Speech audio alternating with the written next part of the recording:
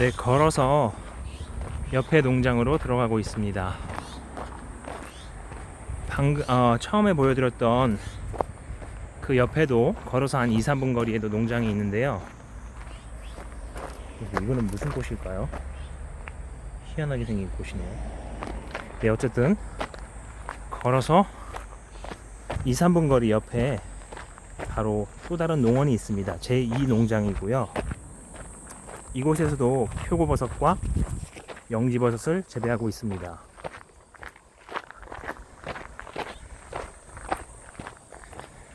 저는 한 35-6년을 아토피로 죽을 고생을 하다가 등산을 통해서 아토피를 탈출을 했습니다.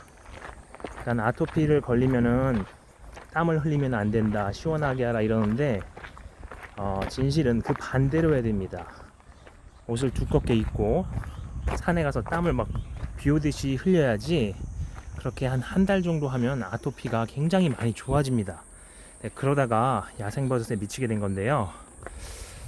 네, 갑자기 얘기가 샜는데 일단 이 나무들은 요거에 대해서 말씀드리겠습니다. 이 나무들은 직경이 어마어마하게 크고요. 그리고 보시다시피 이 나무의 중심부, 심재부가 굉장히 딱딱합니다. 그럼 버섯 근 자체가 이렇게 딱딱한 나무를 분해하시기가 굉장히 어렵습니다. 그래서 이 나무는 그냥 땔감용으로 만들어 놓은 나무고요. 버섯 재배를 위해서 쌓아놓은 게 아닙니다. 네, 나무가 상당히 많죠. 어쨌든 다시 얘기를 잠깐 이어가면은, 약간 산에 가서 제가 확실하게 아토피를 나설 수 있는 방법이, 어떤 분이 땀을 많이 흘리고 아토피를 나섰다 그래서 어느 한의원에 갔습니다. 그곳에서 하루에 뭐 한 8시간씩 사우나를 하면서 땀을 뺐는데 그렇게 해도 병이 안 나섰습니다. 그러다가 저와 동갑인 친구를 만났는데, 그 친구가 집에 사우나 장치를 사고 뭐 계속 땀을 흘려도 차도가 없다 그러다가 등산을 하라는 얘기를 들어가지고, 그 친구가 나섰으니까 저도 해보면은 차도가 있겠다 싶어서, 그래서 등산을 하다가 야생버섯을 알게 됐고, 저 강아지가 또 왜 왔냐고 막 뭐라 그러네요. 그래서 야생버섯에 미치게 됐고요. 그러다가 버섯 도감을 보다가 한국농수산대학교라고 전주에 지금 있습니다. 국립대학교인데요. 그곳의 교수님이 버섯 도감 책을 도감을 워낙 많이 발행하셔서 교수님께 연락을 드리고, 그리고 찾아와서 인사를 드리고, 교수님 밑에서 버섯에 관해서 한 5-6년 정도 공부를 했습니다. 그러다가 이제 창업을 하고, 네, 한국농수산대학교 창업보육센터에 창업을 하고, 이제 들어가 보겠습니다. 창업을 하고, 주소 없이 얘기하니까 정신이 없는데요. 창업을 하고 첫 제품을 냈습니다. 자, 여기 들어와 보시면은 이게 2년차 버섯입니다. 보시면 느낌이 확 다르죠. 이쪽은 거의 대학생 수준의 청년의 버섯이라고 볼 수 있습니다. 지금 버섯에 물을 준 지 얼마 안 돼 가지고 버섯이 위에 젖어 있어 가지고 더욱 붉게 보입니다. 버섯을 이제 잘 보시면은 이거는 원목 재배의 2년 차구나, 3년 차구나, 1년 차구나를 대략 알 수 있습니다. 그러니까 뭔가 젊음이 확 느껴집니다. 그러니까 버섯을, 이 나무를 첫 해 심고요, 그때 나오는 버섯보다는 2년 차가 좋다고 하는데, 저는 아까 말씀드린 대로 버섯의 크기가 크고 원목 재배고 유기농이고 갓 뒷면이 샛노라면은 가장 그게 좋다고 생각합니다. 네, 조금 더 들어가 보겠습니다. 와, 지금 방금 물을 줘가지고 버섯 재배사 안이 비교적 시원합니다. 이제 좀 대충 이제 카메라를 밑으로 비춰드려야 되겠군요. 보시면은 상당히 버섯이 활기가 있습니다. 이게 젊은 버섯이라 그럴까요? 그래서 2년차의 버섯이 가장 좋다고 합니다. 근데 소비자들은 이런 것까지 잘 모르죠. 보통 영지버섯 진액을 만들 때 가장 싼 하품의 재료로 버섯을 엑기스를 만들기 때문에 소비자들은 이게 비싼 버섯으로 만든지를 모르기 때문에 그냥 영지버섯은 그냥 무조건 쓴맛으로만 알고 계신데, 우리가 와인을 고급과 싸구려를 계속 먹어보면은 그 차이를 알 수 있듯이 영지버섯을 계속 먹어보면은 그 맛의 차이를 알 수 있습니다. 저는 때문에 1992년경에 이제 영지버섯을 처음 먹어봤는데요. 어찌나 쓴지 한 달 정도 먹고 중간에 포기를 했습니다. 근데 지금은 이 영지의 쓴맛이 너무 좋기 때문에 뭐 거의 매일 혹은 거의 매일, 거의 요즘 매일 먹고 있습니다. 지금 요 버섯 하나 보여드리겠습니다. 와, 대단하죠? 큰 전화기를 옆에 놔도 이 정도 사이즈입니다. 앞으로 더 클 거고요. 이런 버섯으로 영지버섯 진액을 만들면은 최고겠죠. 근데 이런 버섯은 특상품이기 때문에 가격이 너무 비쌉니다. 그래서 이제 저런 버섯은 다 이제 워낙 때깔이 좋아서 이제 버섯 그 자체로 팔리고요. 제가 말씀드린 대로 버섯의 갓 뒷면이 샛노랗고 사이즈도 물론 중요하지만은 갓 뒷면이 샛노란 버섯만 구할 수 있으면은 그게 최고 좋은 겁니다. 네, 보이시죠? 네.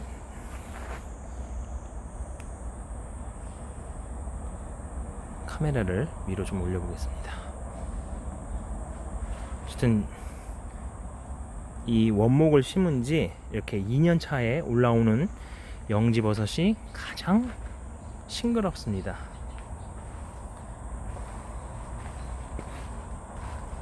근데 벌써 이 버섯의 자태가 풍기는 이 느낌이 다릅니다. 가장 활력있고 젊은 균이라 그럴 수 있겠죠. 버섯 농장을 여러 번 와보셔도 그냥 영지버섯이 영지버섯인가 보다 하는데, 이렇게 1년차, 2년차, 3년차를 보시면은 영지버섯의 차이를 아실 수 있습니다. 와, 이 버섯도 두 개가 딱 나란히 붙어서 나는데 어마어마하죠? 이 영지버섯은 지금 이게 적지라고 해가지고 붉은색 영지버섯인데요. 영지버섯도 색깔이 여러 가지가 있습니다. 이 황금색 영지버섯도 있고요. 검은색, 흰색, 그리고 자주색, 또 심지어 외국에는 녹색도 있다는 제가 자료를 찾아본 적이 있습니다. 여러 가지 색깔을 다 재배를 하면 좋은데 아쉽게도 이 붉은 영지버섯 적지만 키우고 있습니다. 와, 이쪽의 버섯은 거의 호랑이 버섯이네요.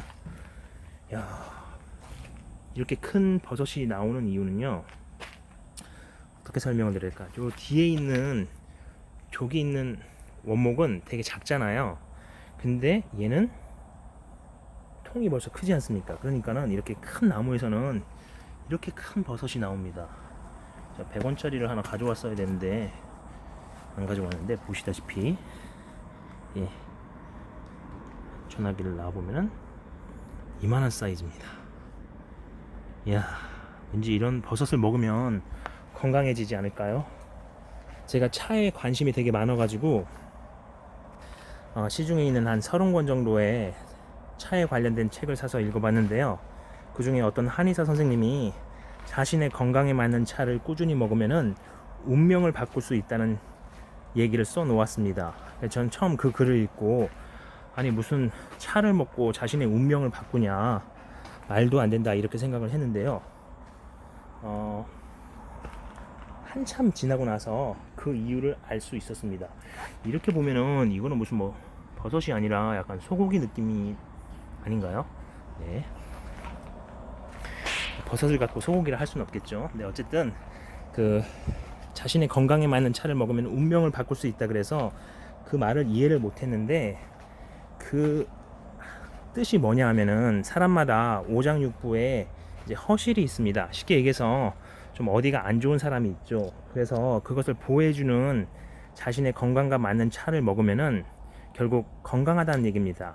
그래서 아프지 않아서 병원에 갈 일이 없다는 거고, 그러면은 병원 가서 그렇게 고생할 필요도 없고 천수를 누리다가 갈 수 있다는 거기 때문에, 아, 그 말이 정말 맞는 말이구나, 그걸 느꼈습니다. 근데 되게 병이 나고 나면은 어디에 좋다는 거를 많이 찾는데요, 평소에 꼭 영지버섯 아니더라도 인삼이든 홍삼이든 무엇이든 자신의 건강과 맞는 차를 꾸준히 사 드시는 게 그 어떤 보험을 주는 것보다도 좋다고 생각합니다. 야, 이 버섯도 어마어마하죠. 근데 아직 더 클 거기 때문에 이런 버섯은 뭐 A4 용지보다 나중에 더 크게 될 겁니다. 어쨌든 자신의 건강을 위해서 운동도 중요하고, 다른 음식을 먹고 또 건강한 생각을 하는 것도 좋지만은, 이렇게 한국에서 나는 특산품 영지버섯 혹은 기타 그 무엇이든 자신의 건강에 맞는 차를 꾸준히 드시는 것만큼 좋은 건 없다, 제가 확실히 말씀드릴 수 있습니다. 저희 아버지는 10몇 년 전에 돌아가셨는데요, 제가 버섯의 효능을 너무 늦게 알게 돼가지고 생전에 아버지께 평소에 영지버섯을 꾸준히 드시지 못하게 한 거를 너무너무 후회하고 있습니다. 여기 보시면 이쪽 나무도 굉장히 굵죠.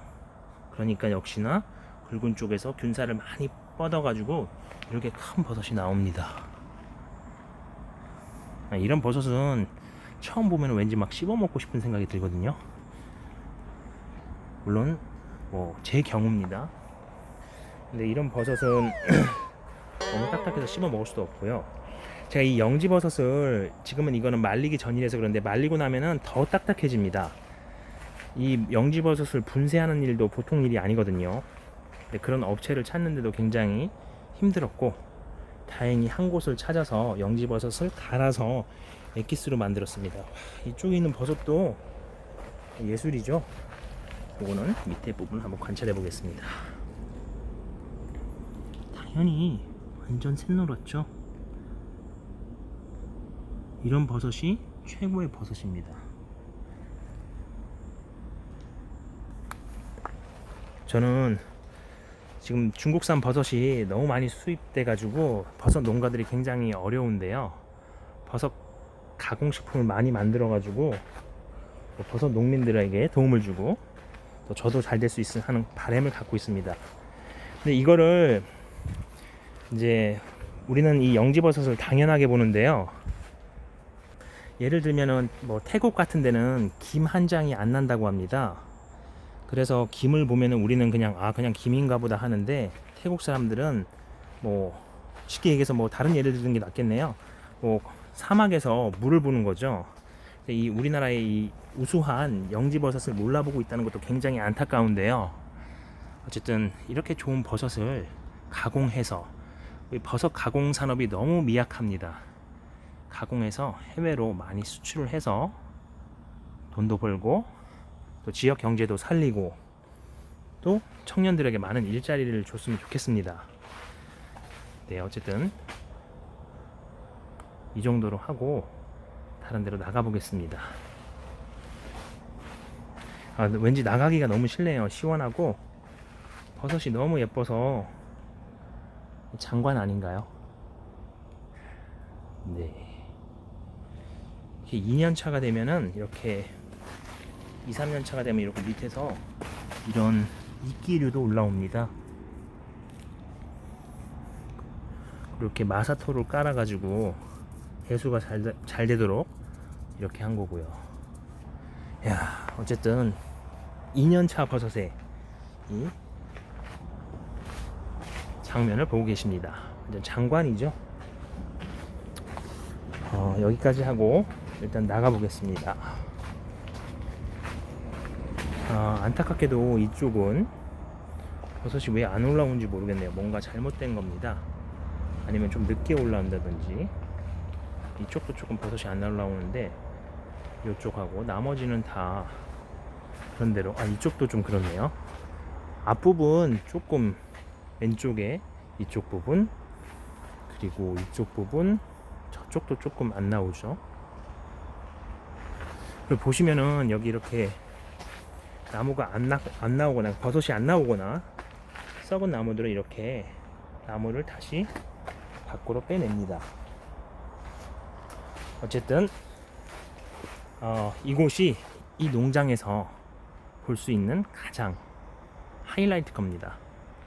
이렇게 버섯을 잘 재배하는 분도 많지가 않습니다.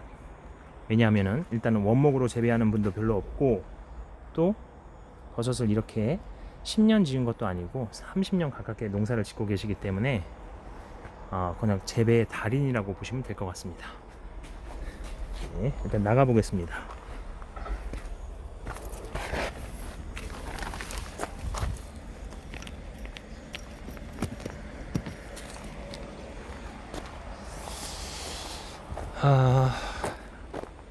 지금 배터리가 얼마 없어서 한번 영상을 쉬었다가 충전을 한 다음에 이어서 계속 충전을 해 보겠습니다. 옆에 살짝 한번 들어가 보겠습니다.